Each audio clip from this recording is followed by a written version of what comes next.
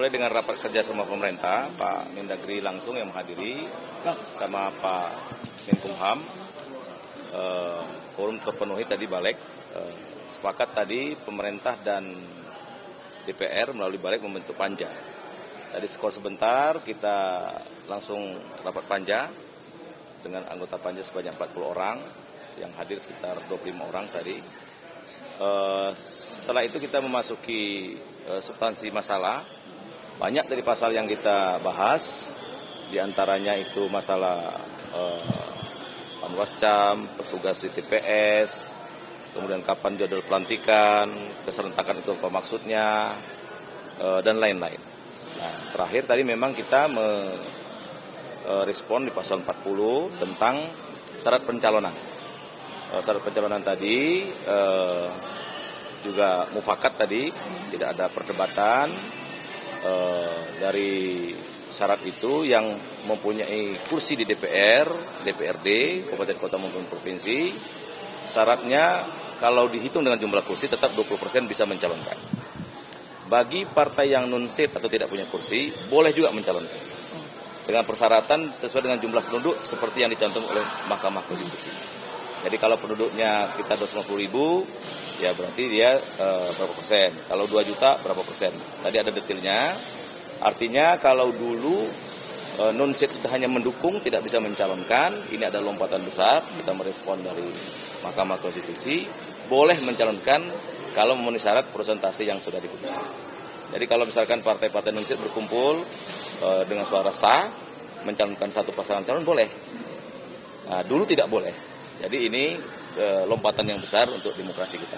Pak, bagaimana ini ceritanya Pak? Ini kalau yang untuk threshold ini ke MK, tapi merujuknya ke MK, tapi kalau untuk batas usia calon itu merujuknya ke MA itu Pak?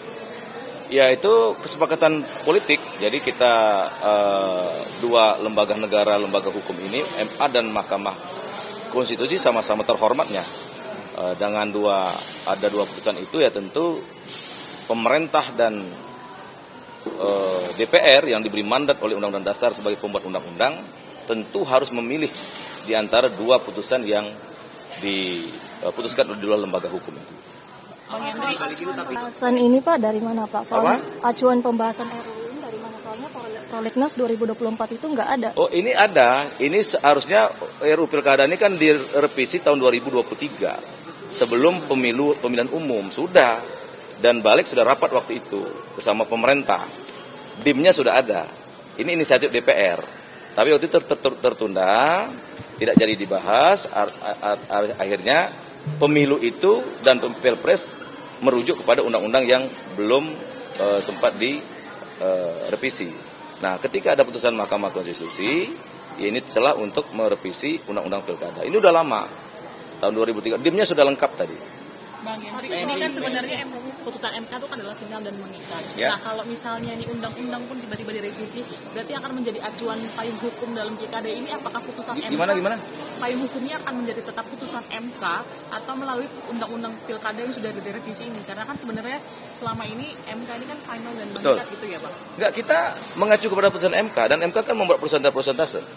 Ini kan yang menggugat itu kan partai non-seat yang tidak punya kursi. Yang selama ini mereka tidak bisa mencalonkan pasangan calon. Jadi kalau mereka yang 0 kursi, misalkan partai-partai yang tidak punya kursi di Kabupaten A, misalkan, mereka nggak bisa mencalonkan selama ini. Dengan putusan MK itu bisa mencalonkan, tapi dengan syarat persentase. Tapi kan tadi putusan MK-nya ada yang tidak diakomodir seperti apa? Ada pilihannya melalui pilih antara MA dan MK, lalu pilihan parpol jadi 7,5% bisa mengajukan calon. Ini kan tidak diakomodir juga di dalam undang-undang pilkada yang baru direvisi. Yang mana yang tidak diakomodir? Yang parpol 7,5% bisa mencalonkan. Bisa.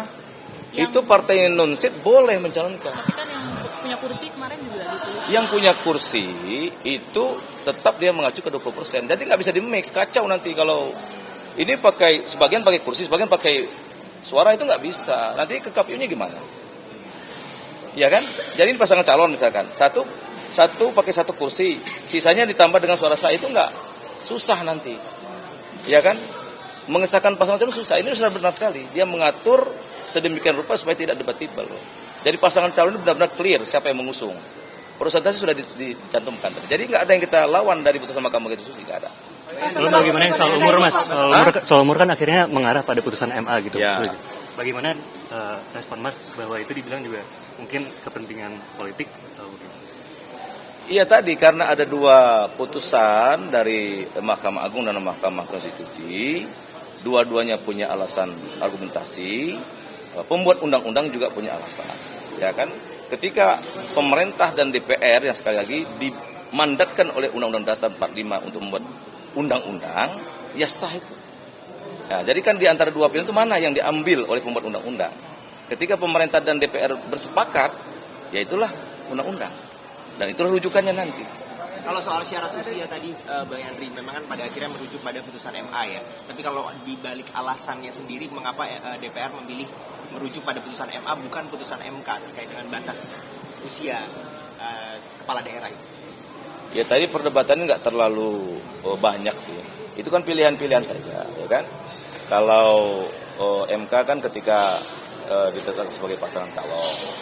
Kalau Mahkamah Agung ditetapkan dihitung semenjak dilantik. Itu pilihan-pilihan saja.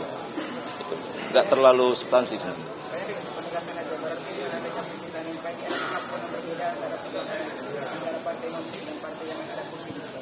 Justru ini kemajuan. Kalau selama ini undang-undang pilkada yang ada selama ini tidak memberi ruang kepada partai non-sip, kan yang menggugat kan buruh dan gelora kan. Jadi ini lompatan besar menurut kami, karena mereka sekarang walaupun nggak punya kursi diberi kesempatan untuk mengusung pasangan calon. Ya selama ini mereka nggak bisa, cuma mendukung. Tapi nanti kan katanya tidak ada partai yang punya kursi karena hitungannya itu berdasarkan suara. Oh kalau persoalan adil nggak adil itu ya itu tergantung tafsir masing-masing. Pak, soal Ini kan undang-undang harus ada kepastian hukum. Sementara penafsiran bahwa yang 20 kursi itu tetap mengacu pada 20%. Tetap. Dan dia nggak bisa di-mix, nggak bisa dicampur. Ada yang kursi, ada yang non-kursi, kan susah nanti ke KPU-nya gimana ngitungnya. Ya kan? Pak, soal keputusan hari ini apakah langsung diterapkan atau ada tahapan-tahapan lagi? Ya tetap sesuai dengan undang-undang. Nanti kan diajukan di paripurna, DPR bersurat kepada Menkumham untuk diberi nomor, ya tetap. Ya. Cukup ya? Banyak sekali itu. Untung saya mau dikomentar di wawancara. Menjunjung tinggi prinsip jurnalisme dalam setiap tayangan terbaiknya. Menghadirkan berita bernilai sebagai referensi. Gelar bicara yang tajam. Tidak, ini kan kebohongan, Dok. Mengupas fakta demi fakta dan mendorong pencarian solusi. Serta investigasi yang mengungkap kebenaran. Rosi, Satu Meja, The Forum, Sapa Indonesia Malam. Nilu, ikuti semuanya bersama Kompas TV.